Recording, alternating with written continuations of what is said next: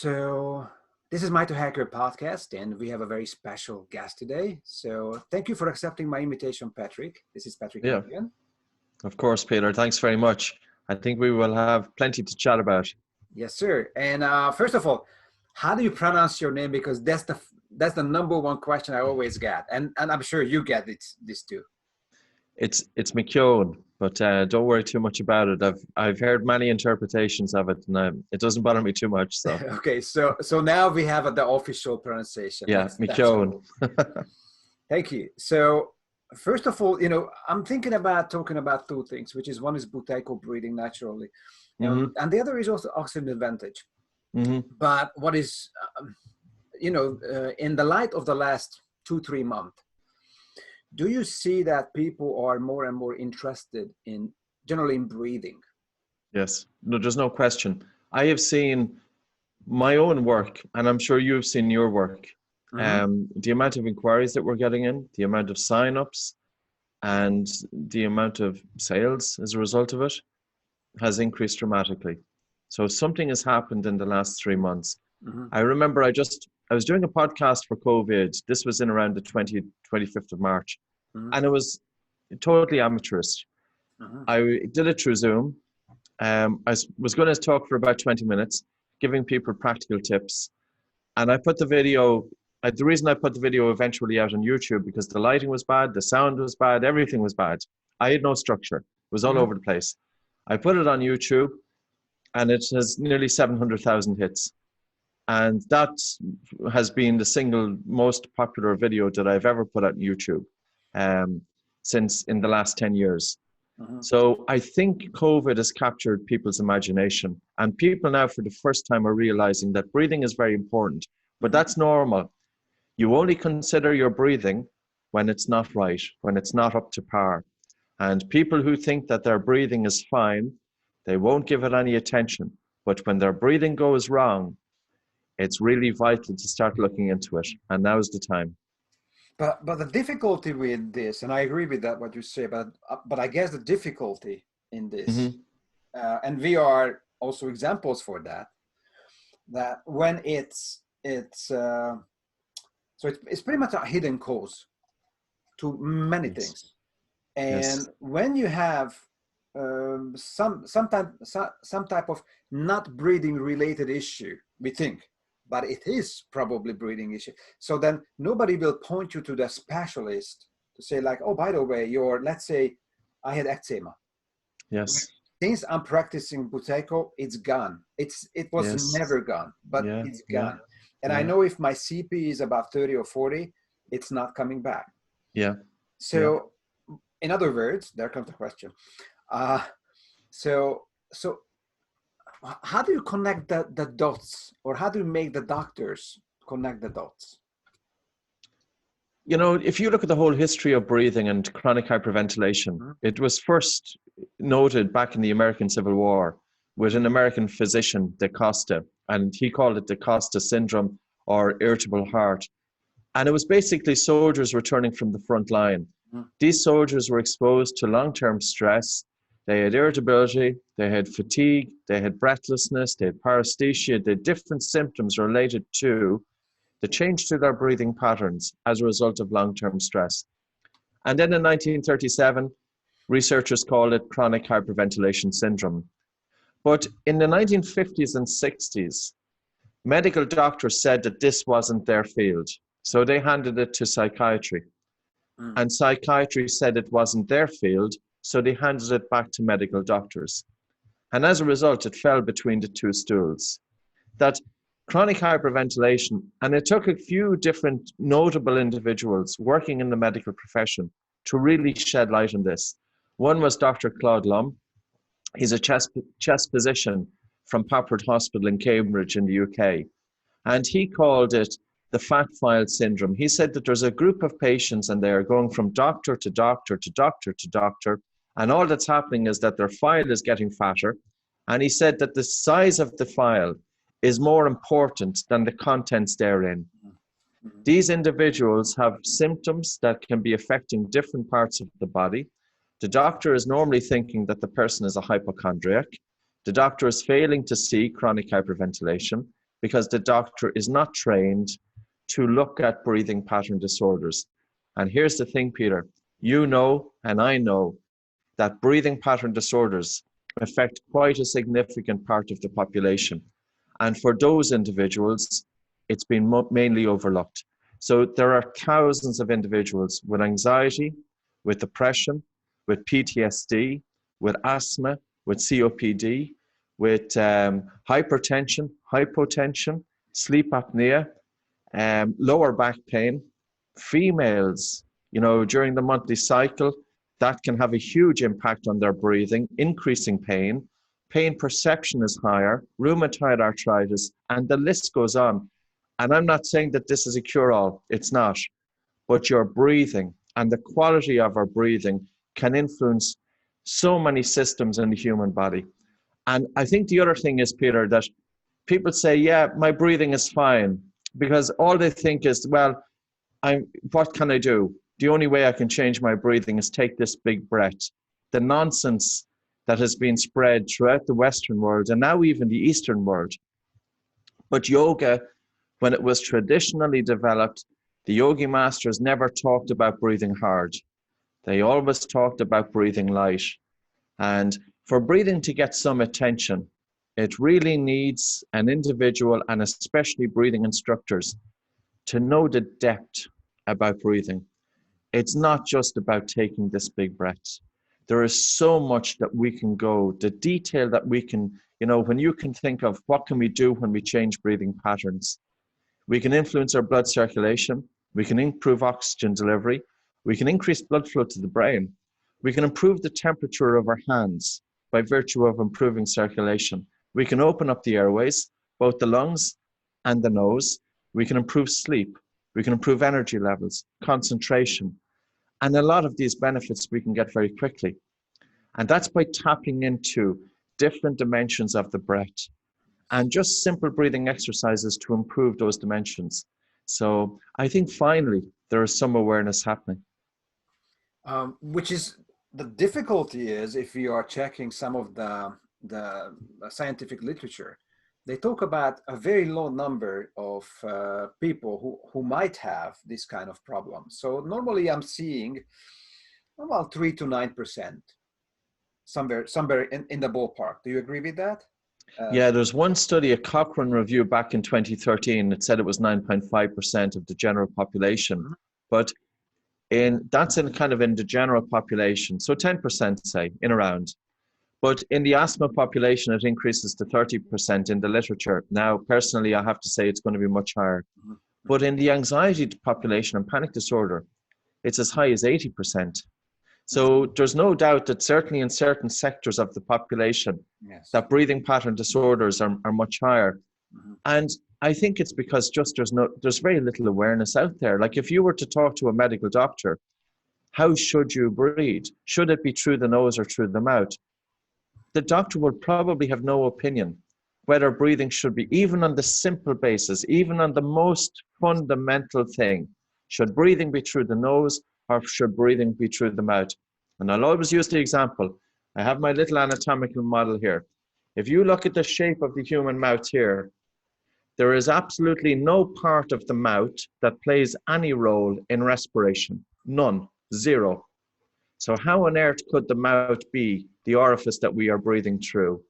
And if you look at the space devoted to the nose, and you have nasal turbinates, and you have cilia, and you have nitric oxide, and you've got a mucous membrane, and you've got, you know, regulating volume and all of the benefits for nasal breathing. But yet, I remember having a debate. I was at a medical conference in Chicago, and I was speaking about the importance of nasal breathing. And one doctor told me, stood up in the audience and said it didn't matter a difference whether you breathe it through your mouth or through your nose. Now, God Almighty, what's going on here? So about 5-6 months ago, I put up an article on the Facebook, and so I said, of course, it was a little bit provocative, the remark and the title, but I said, like, do you want to have better looking and more clever kids? Yes. And it was very funny. So many people shared, like I'm talking about thousands probably, but of course some people felt offended. Yes. which is okay. I can handle that.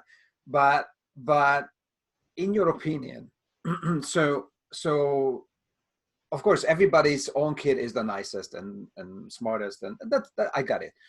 But if we are not paying attention to our kids' breathing habits, is that possible we are robbing them long term, Yes. both in education and probably in aesthetics as well, and Yes. life quality generally? I will say no child will ever achieve their inherited potential unless they breathe through their nose. Mm-hmm. And that's a statement that I don't make willy-nilly. And the reason being is because I was the mouth-breathing kid. Mm-hmm. And even with myself, I have craniofacial changes that once you develop them, you have them for the rest of your life. My nose is bent because my maxilla is too set back. Mm-hmm. My mandible is too set back. My airway is totally compromised. I have a high palate. I had overcrowding of teeth. I had to get my jaws gently rewidened. My sleep was absolutely dismal going through school. I was falling asleep in the class. And here's the thing. We know that children with mouth breathing are at a greater risk of poor sleep quality. And children with poor sleep quality, they have 10 times the risk of learning difficulties. And if you look at, say, Karen Bonnock's study in Stratford-upon-Avon in the UK, 11,000 children over an 8-year period. And from that, mouth breathing is a contributory factor to sleep disorder breathing. Children with sleep disorder breathing, which includes snoring, these children, if untreated by the age of 8, they had a 40% increased risk of special education needs. And the reason being is because, yes, as adults, we know the importance of a quality night's sleep. And if we don't have it, we wake up tired. But we have to bear in mind, children's brains are developing during those formative years. And if those children don't get quality night's sleep, it's not just that they wake up tired. It's not just that it's linked to ADHD. It's not just that their behavior is impacted, their academics, but their brain development is impacted. And this is translated into lifelong. I think there's enough research there. You know, we have to ask the question, when does science really come to a conclusion? This has been debated since 1909. And I've seen, you know, if you go into Google and if you put in dental cosmos, mouth breathing malocclusion, there was an article written back in 1909. That article describes children who are mouth breathing. The face is dull and expressionless because the face is sinking downwards, the jaws are set back, the face is long, the face is flat, the jaws are narrow. That individual is going to have a compromised face. And yes, you can ask, well, you know, are these children going to be less attractive? Yes, unfortunately they are. And there is, genetics is going to play a role in this. And it was a dentist back in the 1980s who wrote that book called Why Raise Ugly Kids? And it was all about breathing through the nose. And I know, you know, parents can get offended, but listen, why not teach your child something that's innate and simple and no side effects, and the benefits are enormous? And there is a little bit of PC out there. I remember my book, The Oxygen Advantage, was going to get published. Yes. And I'm not sure, was it the UK publisher or the US? I think it was the UK publisher. And I had a chapter about craniofacial growth in it and the importance of nasal breathing. And the publisher contacted me and they says, Patrick, we can't include this chapter in the book. And I says, why can't you include this chapter in the book? And they said, because the reader will get upset. I said, this isn't about the reader. This is about the reader's children. This is about the next generation. At least we can start helping to prevent the negative effects from mouth breathing with this generation. And 25 to 50% of studied children are persistently mouth breathing. Now, there have been some leading authorities getting behind this. Dr. Christian Guilleminault, Yes. Stanford-based medical doctor, pioneer in sleep medicine, coined the phrase obstructive sleep apnea, developed the apnea-hypopnea index, one of the founding fathers of sleep medicine. He quote, the only valid and complete correction of pediatric sleep disorder breathing is restoration, both during wakefulness, is restoration of nasal breathing, both during wakefulness and sleep. And I've heard him get up in medical conferences, and I've heard him talk to his colleagues, doctors, you've talked about everything in the room, about improving quality of sleep, but you have missed the elephant in the room, and the elephant is the importance of nasal breathing. So we have the founding father, who has now since passed away, and before his death, he published several papers, many papers, on the critical importance of restoring nasal breathing. But it's going to take 20 years for that information to trickle down to general practitioner level. And probably one of the reasons is it is very difficult to commercial. It's very difficult to make money from it. It's very difficult. You cannot patent nasal breathing. You cannot put it, you can put a trademark on the brand. There's no pill. But there's no pill. You can't scale it. It is, and it's unfortunate that, you know, the health of our children, and of course adults, is often influenced more by the money that's going to be generated as opposed to the benefits to that individual. So I had a client yesterday for personal training, and he's a dentist. And I haven't seen him because of the quarantine. I haven't seen him for like 3 months. So he comes back, he lost some weight, he feels amazing. He says like he's one of the fittest ever in his life. Guess what we did? He started to do Buteyko, of course. And so I asked him what happened. So he's very happy, and he also claims that he's already started to work, and he said due to the Buteyko, he started to handle the patients different way. Meaning, he said like this: my work is 10% technical stuff and 90% of connection to the person. So he let me work. And he said, I figured out in this relationship with the patient, breathing is key. So first I teach them how to breathe. They getting relaxed so I can work. Yes. So what I'm saying here, and also it's a question, like, so we have many of the gatekeepers who can see early signs. Yes. Dentist, orthodontist, parents, teachers. So do you see that the same way, that these people don't see the signs, only the very late signs when it's, I'm not saying it's late, but it's more difficult. Yes, I think there's many occupations. I think teachers are in a tremendous capacity to identify mouth breathing in the childhood population. And surely they will see at some point that children who are mouth breathing, these kids don't have the concentration and don't have the academic ability. Now, I have to say, it doesn't affect all children the same. And I often give my example to parents. I was bright in primary school, which is our junior school. I was very much at the top of the class. But it was when I went to high school. I went from the top of the class right down to the bottom of the class. So I was bright up until about 11 years of age. And in high school, from 12 years of age up until 16, 17, it was crazy. To the point that I left school in 1988 at age 14.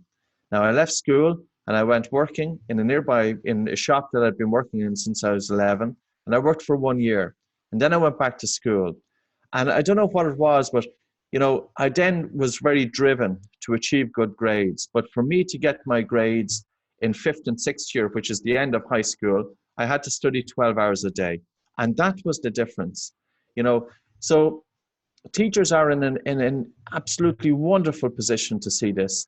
And teachers could be bringing in simple little class on biology, the importance of nasal breathing, how it increases oxygen uptake in the blood, how it increases oxygen delivery to the tissues, how it increases blood flow to the brain, how it improves your sleep, how it improves your dental health. Like children who are mouth breathing, they have dry mouths, they will have more problems with their gums, they will have increased dental cavities, increased bad breath, and forward head posture, all of these things. And again, it sounds like it's a bit of a cure-all, but there's evidence supporting this. And yes, the evidence can be thin because, again, the research on breathing, you know, it is starting to catch up. And what we have noticed over the last, say, 20 years, some of the science is starting to catch up. To give you an example, we use breath hold time, the control pause as part of Buteyko method, used for 50 years. But now in sleep medicine, one of the phenotypes for obstructive sleep apnea, paper since 2018 by Harvard medical doctor Luciano Messino, and he uses breath hold time to measure loop gain in obstructive sleep apnea. Here is a condition that is epidemic around the world, that 30% of the individuals with obstructive sleep apnea have high loop gain. Doctors had no way of measuring it. And now they realize that breath hold time is an indicator of loop gain. If you have a low control pause and low breath hold time, you have high loop gain. And if you have high loop gain, anatomical intervention doesn't work in sleep apnea. So coming back to it, yeah, I can understand it from a teacher's point of view. It has to happen from the top down. But the top down is mainly driven by the medical profession. And doctors have not yet picked up on the importance of nasal breathing. Mm-hmm. Not all dentists have picked up on it. Not all orthodontists have, but there are some absolutely amazing dentists and doctors and orthodontists in their field. But these are the innovators. These are the individuals who are looking into something with their eyes wide open. They're spotting that there is a link here and they want to investigate it further. We have to bear in mind, Peter, not everybody within the occupation has the same mindset. There are some individuals who spot that things are just not quite right. Yes, I got my training, but my training doesn't totally answer this question. And those individuals are the ones that are most progressive. And then you will have a few individuals, and probably the vast majority of people, they've done their training, they sit back and they just apply the same techniques over and over and over, and they don't look outside the box. They don't look at from a multidisciplinary point of view, and they don't spot these things. So I think people can be resistant to change.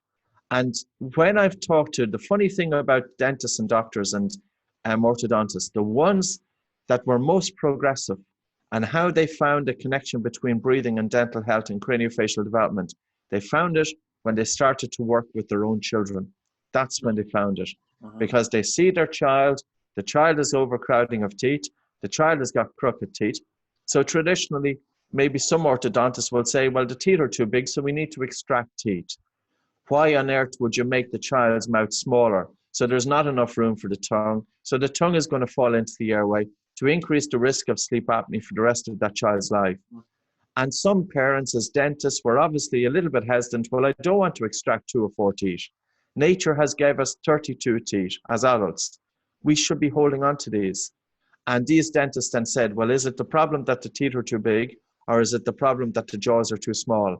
Let me ask a question. I'm sorry. Yes, you're all right. Because I know you are very deep into this whole subject. So, so if we think about the human anthropology, yes, do we see that this type of crowding, let's say, 800 years ago, 1,000 of years ago, or even 15,000 years ago, is there any crowding where that person has to be tortured because they have to remove? I mean, does it make any sense? It makes no sense, and it doesn't happen in the animal world. There's very few naturally wild animals with overcrowding of teeth. Yes, of course, dogs, because we've inbred them and crossbred them and messed them up as well. And we created that breed, right? Yeah, and the poor bulldog has no airway, and he's got sleep apnea and he's snoring. So he's like the owner, in many instances. But if you look at the work of, there's a pediatric dentist called Dr. Kevin Boyd, who is also an anthropologist. And he said that it was really with the switch to commercialization of farming. When we were hunter-gatherers, absolutely we had no overcrowding of teeth. And if you go into a natural history museum in Budapest, if you see skulls there, you will see that the skulls have this really wide arch, that the maxilla is very much U-shaped, and there's good forward growth as well. So there's plenty of room for the tongue and the mouth. The first documented cases of overcrowding of teeth only happened about 400 years ago. And this is from Professor John Mew, MEW.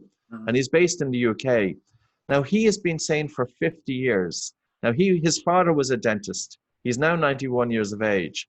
His father was a dentist. He trained as a dentist. He also trained as an orthodontic surgeon. He also trained as an orthodontist.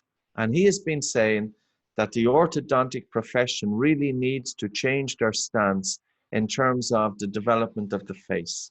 But because he's saying this for 50 years. 50 years he's been saying it.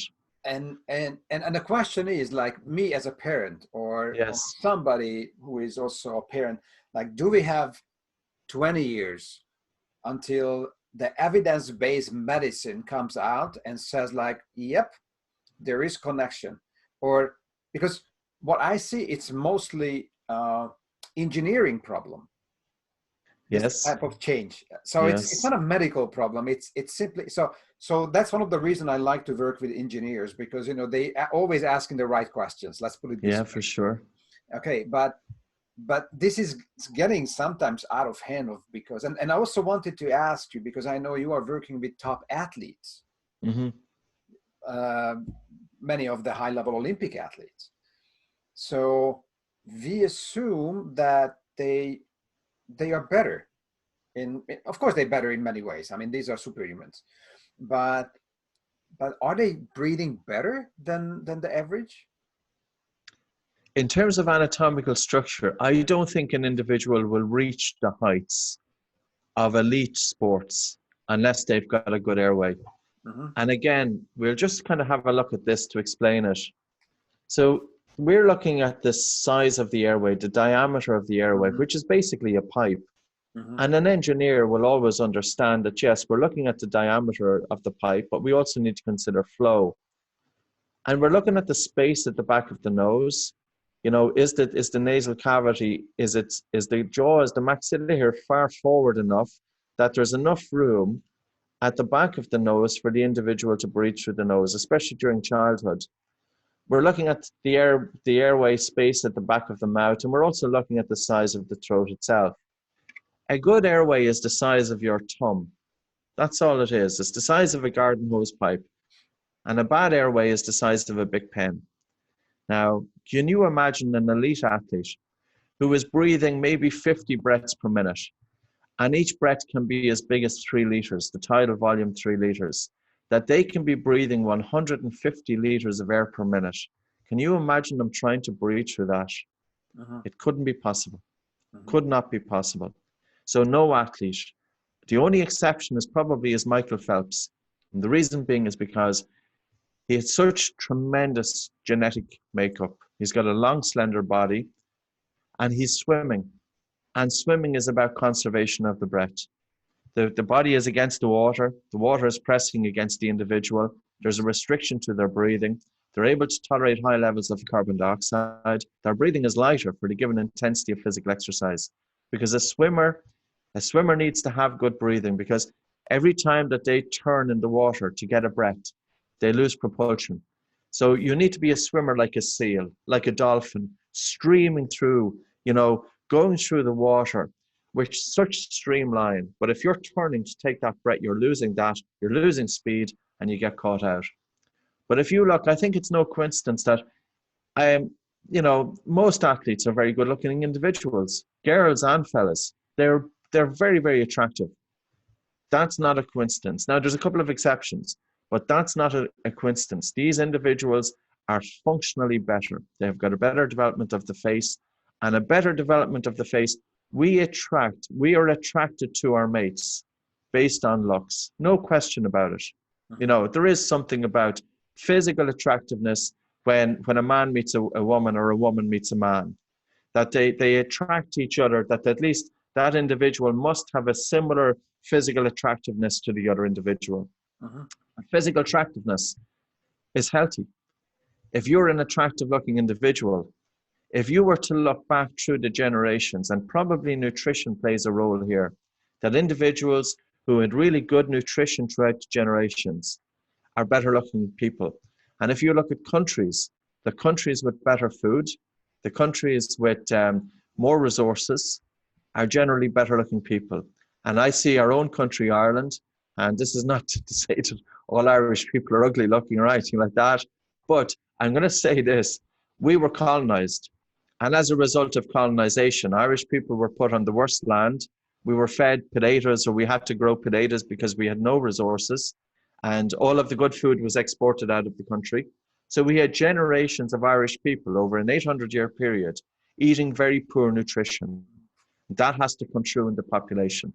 So, yeah, I think it's interesting, the whole craniofacial development. And you could ask the question, well, why has John Mew been talking about this for 50 years and nobody has considered Exactly. it? And the question here is, I didn't get the answer until I read this book. This book is just out. This is written by a guy called James Nestor. Yes, I And read it. you've read it. Yes, sir. So when you go to the footnotes, he didn't include it in the main part of the book, but when you go to the footnotes, he gives a reason that Mew's colleagues were critical because Mew was critical of the orthodontic profession. And because Mew was giving out about the orthodontic profession didn't want to take on board his ideas. That is crazy. So it wasn't necessarily that what Mew was saying was wrong, but it was because Mew was criticizing how orthodontics was being done. And on that basis, they didn't want to know. Yeah, it's the other very interesting subject regarding to breathing, how breathing is affecting sleeping, right? So Yes. so this is something like a domino effect, basically. So we always talk about if you want to have a good training, your sleep has to be good the day before. But if you want to have a good sleep, your nose has to be clean and you need nose breath. So the whole thing when we work with athletes goes back day or days before as Yes. preparation. So here comes the thing about obstructive sleep apnea. And you said something very interesting last time you've been here in Budapest, that there are people who has many incidents, short incidents, and there are people who are almost like 2 minutes, which is crazy. Yes. But generally we think that 2 minutes person is in danger. Yes. However, research shows that the very small breath holds are the problems when we sleep. Yes. Can you Yeah. explain that? Yeah, of course. Sleep apnea has changed. The whole recognition of sleep apnea, traditionally it was recognized that it was primarily an anatomical issue, that the airway was compromised, and as a result, the individual stopped breathing during sleep. And they can stop breathing due to a number of reasons. The soft palate can fall in against the throat, or the epiglottis, or the tongue can fall into the airway, or the throat itself can collapse. And the throat can collapse partially or it can collapse fully. And when the throat collapses, it's if the throat collapses completely, that the airway, that the individual stops breathing. During that time, their blood oxygen saturation will start to drop and carbon dioxide levels start to increase. And at some point, this takes the person out of that deeper sleep, so it arouses them. Now, the effect that the arousal has will depend on the individual. One of the phenotypes, now that's been recognized, is called arousal threshold. An arousal threshold is how light or deep a sleeper is that individual. So if you have, say, somebody with insomnia, and insomnia and obstructive sleep apnea very much go together. 67% of people with obstructive sleep apnea have insomnia. So you have somebody who is a light sleeper, and if their airway just collapses, just even for a few seconds, but that can be enough to wake them out of sleep, what they are experiencing all night long is sleep fragmentation. And that sleep fragmentation is a greater risk of causing mortality than the individual who is a And deep this is, I'm sleeper. sorry, this is all cause mortality, right? So it can be because of diabetes, heart disease, cardiovascular disease, anything basically. Well, they isolated the factors, other factors. So they looked primarily at the impact that obstructive sleep apnea was having. Mm-hmm. And it was found, and it was a very high population. I think it was 11,000 individuals. And it was over a number of years. And it was published in the American Journal of Respiratory and Critical Care Medicine. So it's a journal by the American Thoracic Society, that it's individuals who are light sleepers with relatively mild obstructive sleep apnea. Mm-hmm. These aren't the guys who are stopping breathing for a minute and a half that are dying. Mm-hmm. This is the individual who has got so much sleep fragmentation all night long that they're not getting down into that deep, deep quality of sleep. Sure. And you know what it really shows? The power of sleep and the importance of sleep quality. And nose breathing is going to be a big part of that, because if the mouth is open, if we have a stuffy nose and the mouth is open, we are 1.8 times more likely to have a sleep problem. Mm-hmm. Now, besides obstructive sleep apnea, which is definitely plaguing the society, there's another thing which is happening a lot, working with spine surgeons myself, so which is lower backache. Yes. right? Which can be, of course, traumatic. So somebody did something goofy. I got it. Yes. That's Yeah. me. Or somebody who is just doesn't get it. Like suddenly my back hurts. I've never done anything. And do you see connections Yes. in research and also experience from your patients or clients that it Yes. might be breathing? I think there is, and I think there's a very significant connection. I haven't put it out there for back pain. And the reason being is because I wanted to get the research myself, and I'm currently writing a new book, and back pain is one of the topics that is brought into the book. So I looked at the work of an osteopath called Leon Chaitow, He's amazing. Chaitow. He is. And I think he's since passed on as well. It's unfortunate that these such highly experienced individuals, you know, and that's life.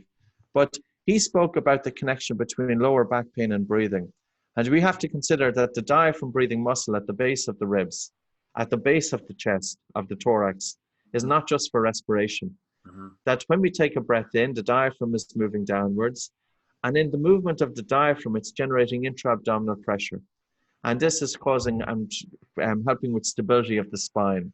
Yes. But if we have fast upper chest breathing, we're not having that low breathing and we're not having the proper functioning and movement of the diaphragm. And as a result, the spine isn't getting the support that it needs. And this then can contribute to lower back pain. So I think that from what I can remember just offhand, I think it's as high as 100%. Now, 100% of individuals with lower back pain having poor breathing patterns. Now, you could ask the question, is it the lower back pain which is feeding into the poor breathing patterns? Or is it the poor breathing patterns which is feeding back into the lower back pain? And there could be a cyclical loop there, but at the same time, doesn't it make sense in terms of core muscle function that when we look at the core, we should consider it as a box? You've got the pelvic floor at the bottom, you've got the diaphragm at the top, you've got the abdominals to the front, you've got the spinal muscles to the back, and that the diaphragm and the role it plays, again, it's not just for respiration, it's for that stabilization. And I suppose the best way for people to think about it is if you were lifting up a weight, typically what the individual will do is as they lift the weight, they will breathe in and hold their breath. And as they breathe in, their diaphragm is moving downwards. And it's almost that the abdomen is bracing the abdomen, that it's like a pneumatic balloon, that it's providing that support. So there's where breathing comes in, because the generation of that intra-abdominal pressure is dependent on the diaphragm moving properly. So at the end of the exhalation, that the diaphragm is moving back up to its resting position. And it's the distance between the top of the diaphragm in its resting state to the lower ribs, which determines the zone of apposition, which in turn is influencing intra-abdominal pressure. So I think the biomechanics of breathing are very, very important. And here's the key. Many people are talking about the importance of diaphragmatic breathing. How many of them are talking about nose breathing? And unless we achieve nose breathing, the nose is connected with the diaphragm. And we also have to be considering, how do you breathe during sleep? How do you breathe during walking? How do you breathe during rest? How is your breathing 24/7? That it's not just a few exercises that you're doing in a studio, and then when you leave the studio, you forget all about your breathing. No, your work, you're looking at your clients, and you are interested in how your client is breathing 24/7, because we carry our breath with her all day long, we're using it all day long, and how we breathe during rest influences how we breathe during sleep, and how we breathe during rest influences how we breathe during physical exercise. So I think it's important to look at that as well. And it's many times basically critical thinking and reverse engineering. So basically somebody comes to me and says, let's say it's my athlete, and says, oh, by the way, my back hurts. I'm not a doctor, so I cannot treat him, of course. But I can say like, let me see what is your bolt score. And the bolt score is normally 15, Yes. 13, 12. And I'm like, okay, so why don't you lie on your back and let me see how do you breathe when you are breathing on your own? And they are chest breathers. And then we start to implement nose and diaphragm breathing. And suddenly they come up and like, well, actually my back is much better now. What happened? Yeah. Right? Yes. So many times what we are looking for is when the research comes out on this very specific problem, when we just have to use critical thinking like, well, if you are doing all the time this, in every breathing, Yeah. you are definitely not in a physiological position for your spine. Let's put it this way. Yes. Right. Yeah. And then Yeah. this is the spine people are loading with pressing, pulling in the gym. And then they might get more muscular. That's great. But in the same time damaged. Yes. Right. Yeah. Yeah. So that I see as a great problem. Now, regarding to recovery, because we started to talk about sleeping. So how do you see the connections between the breathing and the vagus nerve? Because I'm sure this you also started to many years ago probably started to go into this subject.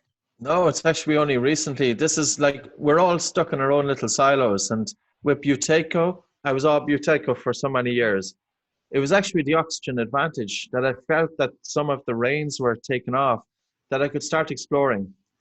The vagus nerve is amazing, you know, and it's amazing this nerve that's wandering throughout the body. And a lot of the feedback is from the body back to the brain, 80% of that feedback. So you have this nerve innervating many different organs of the body, communicating back to the brain. And of course, then the brain is you know, directing then back to the rest of the body. But we can influence the vagus nerve. We can stimulate it through the breath. And the optimal breath is 6 breaths per minute, 5.5 to 6 breaths per minute. But as our bolt score or control pause, which is basically the same thing, as it's increasing, our breathing rate is naturally becoming slower. And as our breathing rate is naturally becoming slower, if then we bring in cadence breathing to 6 breaths per minute, but without sacrificing the biochemistry, which is important. Sure. So we could do all three. We could look at taking in light breathing, which is about the biochemistry, slow breathing, which is cadence breathing or paced breathing, and deep breathing, which is using the lower regions of the lungs. That a deep breath doesn't have to be necessarily a big breath. But when we slow down the breathing rate to 6 breaths per minute, it's an optimal cadence for stimulating the vagus nerve. And the vagus nerve in turn then is going to increase what's called heart rate variability.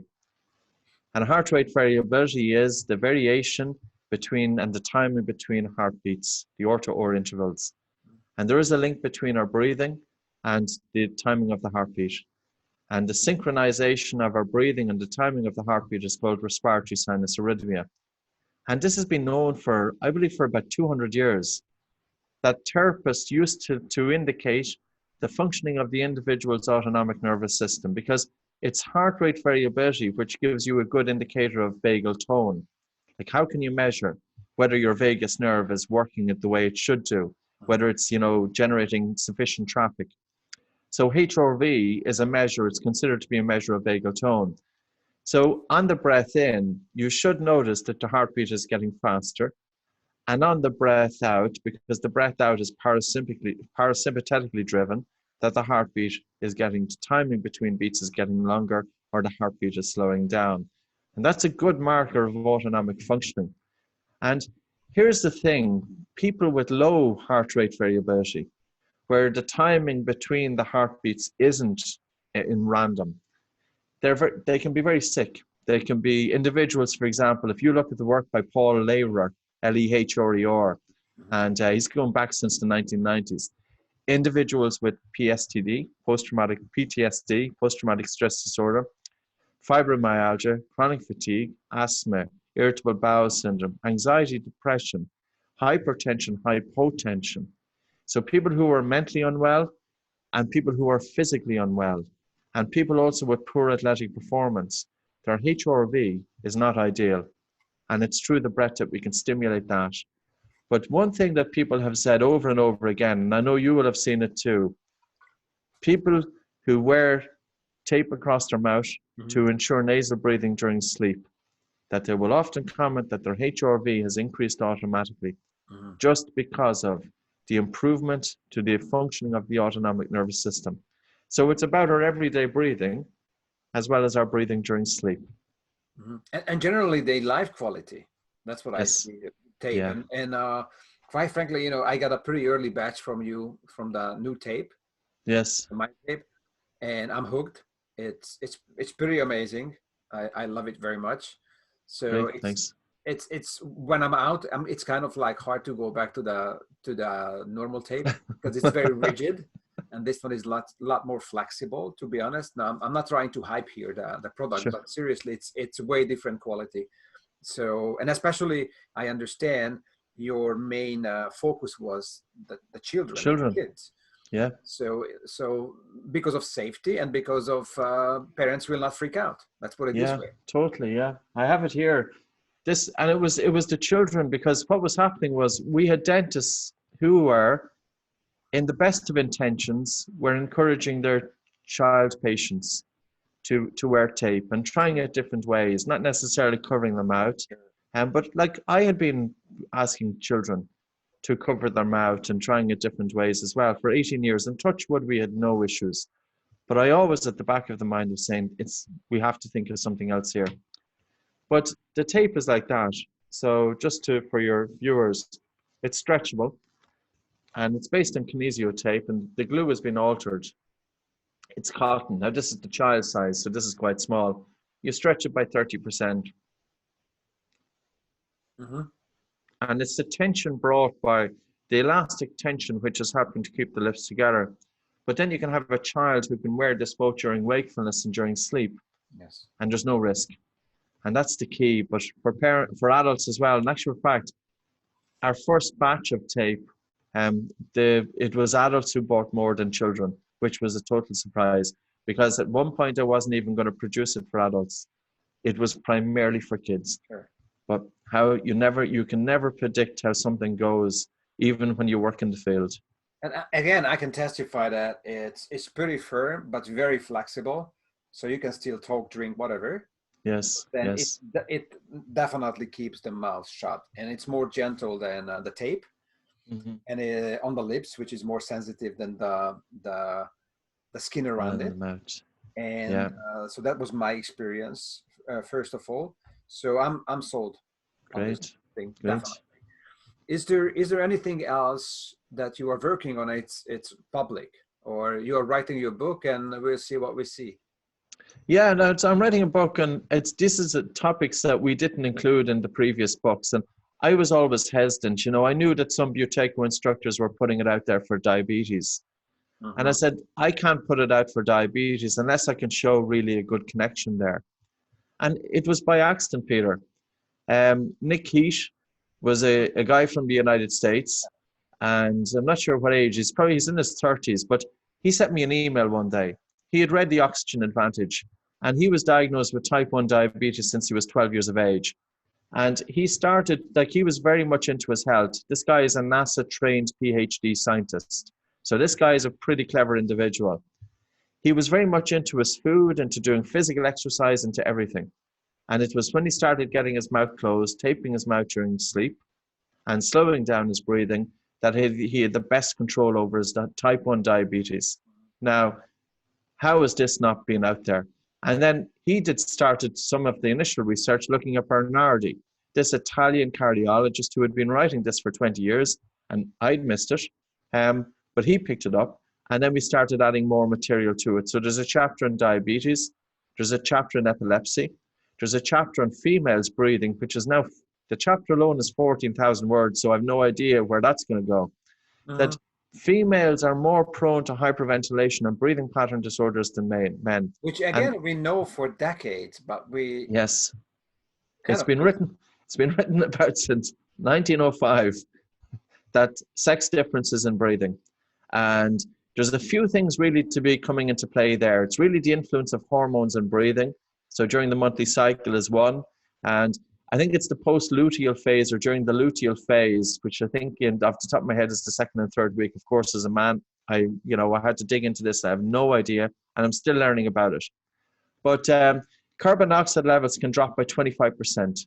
So the female is hyperventilating at a certain point every month for a period of time. And that's going to contribute to, like if you're hyperventilating, you've got an increased pain perception, you've got reduced oxygen delivery, your sleep is impacted. And it was by chance, and I tell you how I went down that route. It was a musician that I was working with, who was a well-known band here in Ireland, and he started speaking about his fiancée having PMS pains.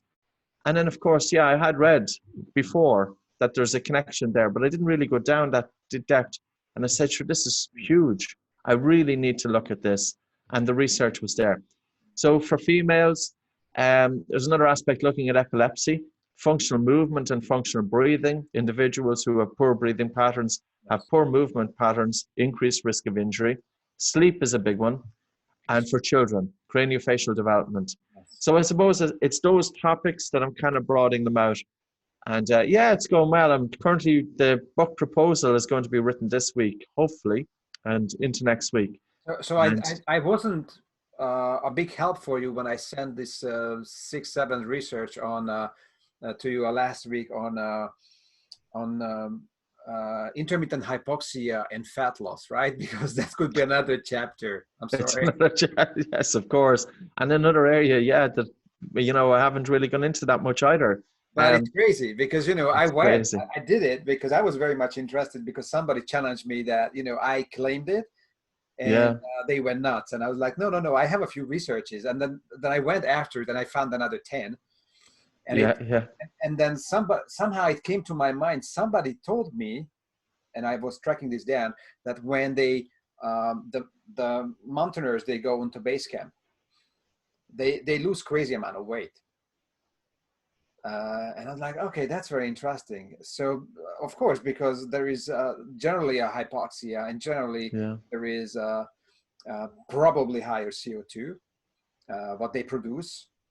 But that's what we see, that even like some of the medical devices now, they're doing intermittent hypoxic training. Yes. If you read the benefits of the training, they list fat loss. Yeah. Is like, how come? That's my question. Like, how come I cannot say Buteyko breathing is good for fat loss, but they, you know what I'm saying? But they have a device, they can say it. Yes. Basically, I do the same thing, what they do. I suppose this is because they have it quantified. I know. And but you know, it's the dose and the duration we have to be considerate of. But I was like, we put a chapter in the Oxygen Advantage book, and that was on fat loss. And we talked about intermittent hypoxic training. But again, I was challenged on it as well. And we've seen individuals over the years losing weight. I lost back in 2002 to 2005 a lot of weight, to the point that my mother was driving me crazy because she was wanting me to put on more weight. So I had to go to a health food store. You had to eat more potato? I had to start eating. I had to go back on dairy to bulk up. Otherwise, my mother would have, So one of those things I'm sure everybody experiences. But how can breathing improve a person's ability to reduce weight? And I think there's a number of different aspects to it. And I think it's a huge topic. One is sleep. I agree. Because in terms of ghrelin, and that's a hormone that promotes food appetite, that if you're having a really poor quality sleep, it produces more ghrelin, and apparently it reduces leptin. So leptin is a hormone. Insulin goes up. Say that again. And also insulin and blood sugar goes up and insulin goes up. Yeah. And as a result, then that's going to promote that individual to eat more. So they put on more weight, but the increased weight then screws up their sleep. And it's a really vicious circle. It's amazing, those vicious circles in the human body. And the other thing is stress. Mm-hmm. You know, there is a tendency that when people have a bad day, and, you know, of course, probably doing it myself, you know, and in terms of if things haven't gone quite right, the first thing you do is you open up the fridge or whatever. Yes. So when you can help activate the body's relaxation response by slowing down the breath and with a higher control pause and with better sleep, the individual is more mindful, the individual is calmer, they've got a better ability to handle stress, and as a result, probably less likely to have to rely on food as comfort. You know, so there is a role, like, can you think of all of the individuals who are on a path of losing weight continuously? And some of them will be plateauing, they're on a yo-yo diet, and they're not considering their sleep, and they're not considering their stress levels. How can you lose weight if you don't have good sleep and if you don't have a good ability to handle stress? And again, I digged up a bunch of researches from the past, which not only talk about breathing or intermittent hypoxic training and fat loss, that's one thing, but the other was controlling appetite, which is basically fat loss is happening through controlling appetite, right? So when you say Yes. somebody is going mindlessly opening the fridge and eating whatever is there, it's basically having an uncontrolled appetite. Yes. So my guesstimate is if we do intermittent hypoxic training when we are pretty hungry, then based on the researches and experience of my clients, we can actually affect their appetite. So for some time, probably appetite is pushed away because there's a different stress which is more important, which is survival. Excellent. Well done. Great point. So that would be my thing. But a week ago, I had a podcast with Professor Thomas Seyfried, and he is one of the most respected cancer researcher on the field of cancer as a metabolic disease, so not a genetic disease, but metabolic. And he is basically a beast on that field. And it was very interesting. We've been talking about the oncogenic paradox, which is very briefly is like, you know, cancer can become from many different directions, different kind of carcinogenics and toxins and bacterium, virus, etc.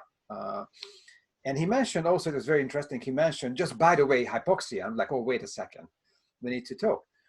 And so he kind of talked about that very briefly. And he mentioned like, yes, it's very simple that when the tissues are not getting enough oxygen, which is basically the definition of hypoxia, there will be inflammation. And when there is inflammation, there will be on long term, because the insult is getting as big, you know, it's basically getting as a wound. That's what he said. Like, you know, at one point it's a wound, doesn't heal. And that's what we call at one point cancer. And I was like, okay, that's very interesting. So I asked him, like, so if we make sure that the cells are getting, the right cells are getting the right amount of oxygen, so that can be as a prevention. And he was like, yeah, that's a pretty good point. So what I'm trying to say here is there is a lot more benefits what we can dig up from scientific researches, simply just using critical thinking, right? Yeah, it would be amazing for research to take place in terms of the benefits of functional breathing.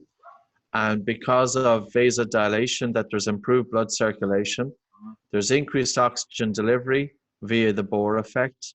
And with increased oxygen delivery to the cells, could that mechanism be plausible?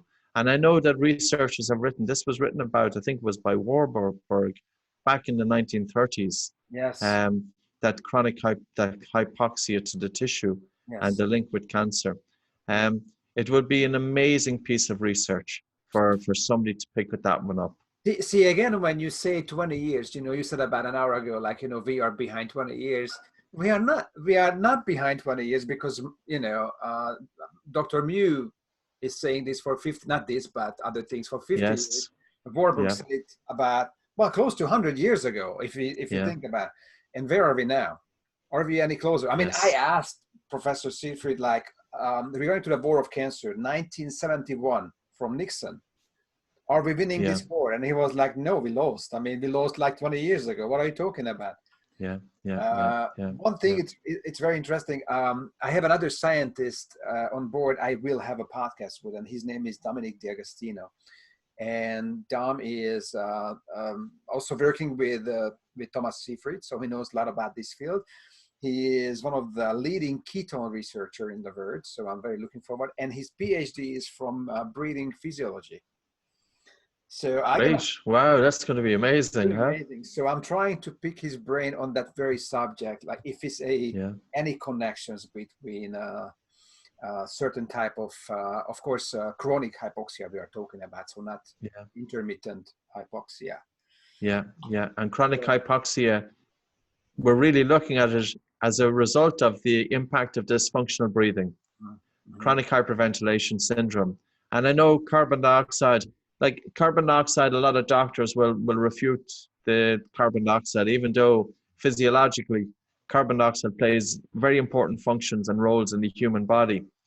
And it's again, that's where could you imagine some pieces of research on that? So yeah, so whenever you do that interview, please share it.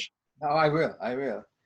And the probably the other very interesting things that when you mentioned HRV and also breathing, I mean Buteyko breathing, we know that actually both are coming from the ex-Soviet Union, right? Yes. And pretty much the same time, we're talking about the 1950s, and pretty much the same location, which is the space program. And again, it's not 2020. Where are we now? I mean, are we any closer? So it's very interesting. And this is why my first question was, remember that I said, like, do you see more interest on breathing? Yeah. And that is why. Peter, there's breathing now is hot. Yes. If you think about sleep, sleep has been talked about since the 16th century. Yeah. Written back in the 1800s, sometime 1870s or thereabouts, a book by George Catlin called "Shut Your Mouth and Save Your Life." That's amazing. And he spoke about the American Indians, the Native American Indians, that any time that the child was falling asleep with the mouth open, the mother would gently press the lips together. So the information on sleep was around, but it was only in the last 15 to 20 years that doctors really started investigating sleep from a sleep disordered viewpoint. And now there are clinics everywhere. Now, there's still a lot of individuals who have not been diagnosed. There's still much underdiagnosed. I think breathing now is the next one. And I think it's happening. There's something happening. I've seen a trajectory. 2002, it was very, very organically grown. Just happening, just tipping away. And 2015 started increasing, 18 increasing, 19, and now the trajectory is up.